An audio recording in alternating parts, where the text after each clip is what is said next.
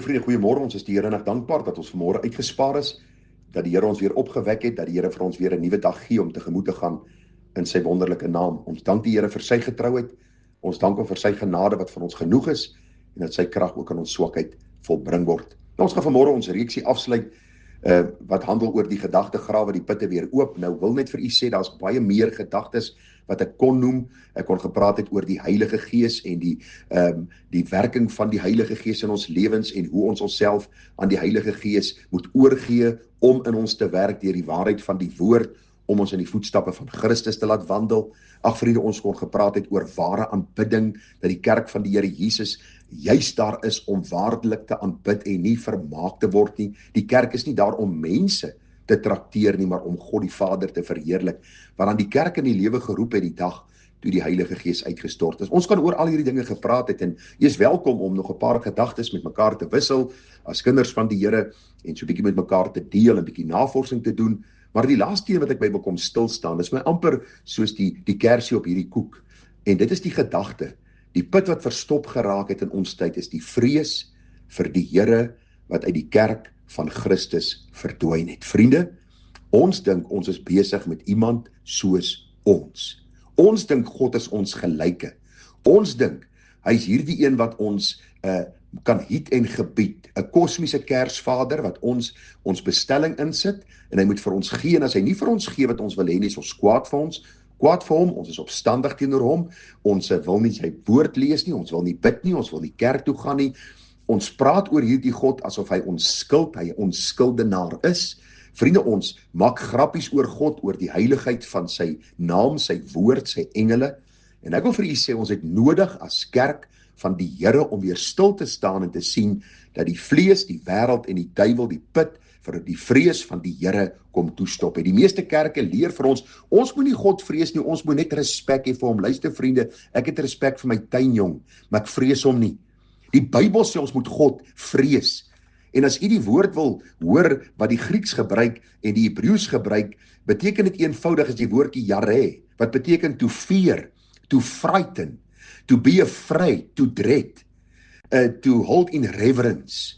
So met ander woorde, die Bybel sê vir ons moet in 'n sekere mate bang wees vir God. En ag vriende, elke ongeredde moet nie eers vanaand gaan slaap nie, want die Bybel sê die toorn van God rus oor hulle. En as hulle sterwe sonder die Here, sal hulle die volle omvang van sy heiligheid verstaan, sy krag, sy almag. Hoor wat sê die Here vir sy volk in Deuteronomium 6, vers 1 en 2. Dit is die gebod, die insetting en die verordeninge wat die Here God jou beveel het om jou te leer, sodat jy dit kan doen in die land waarin jy oortrek, om dit in besit te neem, dat die Here jou God, dat jy die Here jou God kan vrees om al sy insettinge en sy gebooie wat ek jou beveel te hou. Jy en jou kind en jou kindskinders al die dae van jou lewe, dat jou dae verleng kan word. Die Bybel gaan verder, Deuteronomium 8 vers 5, erken dan in jou hart dat die Here jou God jou onderrig, soos 'n man sy seun onderrig, en hou die gebooie van die Here jou God, om in sy weë te wandel en hom te vrees. Job 28:28, maar aan die mense het hy gesê, kyk, die vrees van die Here is wysheid, en om van die kwaad af te wyk is verstand. Psalm 25:14, die verborgenheid van die Here is vir die wat hom vrees. Psalm 33 vers 8, laat die hele aarde die Here vrees. Vers 18, kyk, die oog van die Here is op die wat hom vrees. Vriende, luister. En ek moet in 'n mate so bang wees vir God, dat ons bewe as ons sy naam hoor. Luister wat ek hier sê, of u nou gered of ongered is. Ek gaan nou by die beginsel uitkom, wat die geredde se vrees tot rus te bring.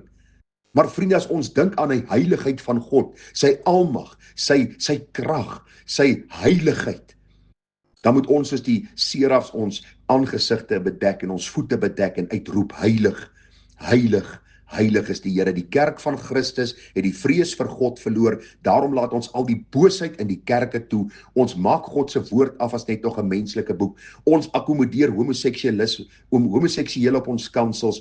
Ons is besig met allerhande aapstreke in die kerk, waar mense ophardloop, opspring en rondhardloop en in tale praat en omval en te kere gaan en blaf soos 'n hond en huil soos 'n jakkals. En ag vriende, luister, of huil soos 'n wolf en skree soos 'n jakkals, die hele beginsel net wat ek vir u wil deurgee. Ons het die vrees van God in die kerk van Jesus verloor. Waarom is die kerk kragteloos? Hoekom sal iemand 'n God dien wat die kerk nie eers meer vrees nie. Nou kan jy vir my sê, Gerard, maar hierdie is 'n Ou Testamentiese beginsel. Kom ek lees gou vir u wat staan in Kolossense 3:22.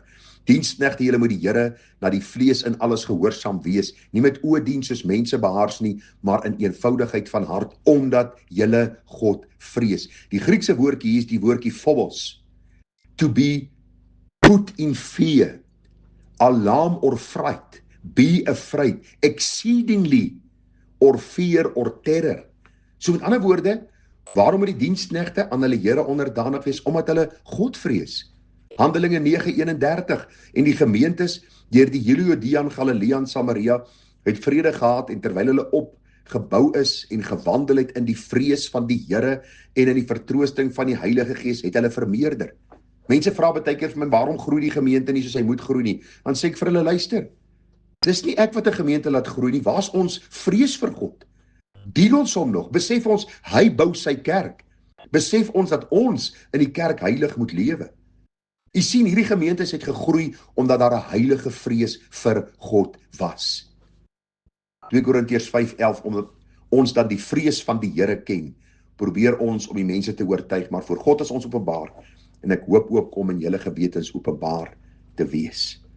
Vriende, hierdie vrees vir 'n heilige God word tot ruste gebring in die lig van Christus Jesus se verlossingswerk aan die kruis.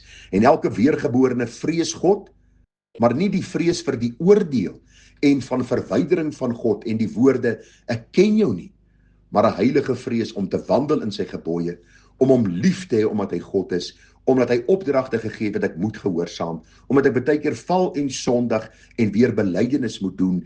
Daarom wil ek vir u sê, my vrees verdwyn nie totaal van my nie. Dit verdwyn nie in die niet nie, daar's altyd nog 'n mate van 'n vrees vir die heilige God, en dit word tot ruste gebring wanneer ek sy woord lees en ek sien daar is geen veroordeling vir die wat in Christus Jesus is nie, vir die wat nie wandel na die vlees nie, maar die gees.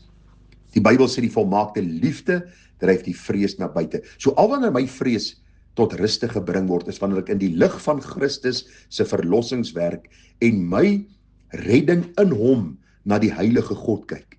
En ek sê, Vader, dankie dat u my aangeneem het as u kind in en deur Jesus Christus, en dat ek deur die Gees verseël is, en dat my vrees vir die oordeel weg is, maar dat ek in heilige vrees u dien vir wie u is. Vriende, ek bly by u dat u vanmôre hierdie saak sal ondersoek. In hoe mate vrees ek en jy nog God? In hoe mate vrees Berea Christen gemeente die Here God?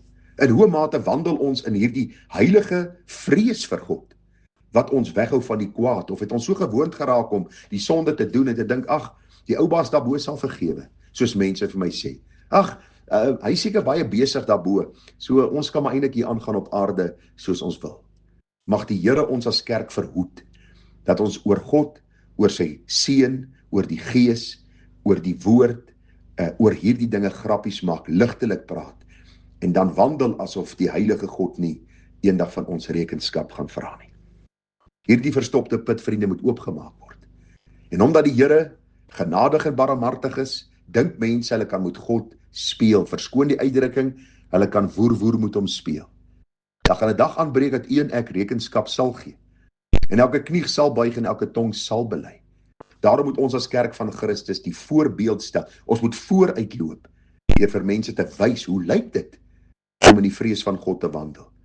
En hoe lyk dit wanneer ons hierdie heilige God verheerlik deur ons lewe, deur ons liedere, deur ons aanbidding, deur ons gebede, deur ons toewyding aan hom in sy diens en al hierdie kosbare dinge waaroor ons gepraat het. Mag die Here genade gee, vriende, dat hierdie put oopgegrawe word en dat ons God weer kan verheerlik. Groete vir u, mooi dagie verder. Tada.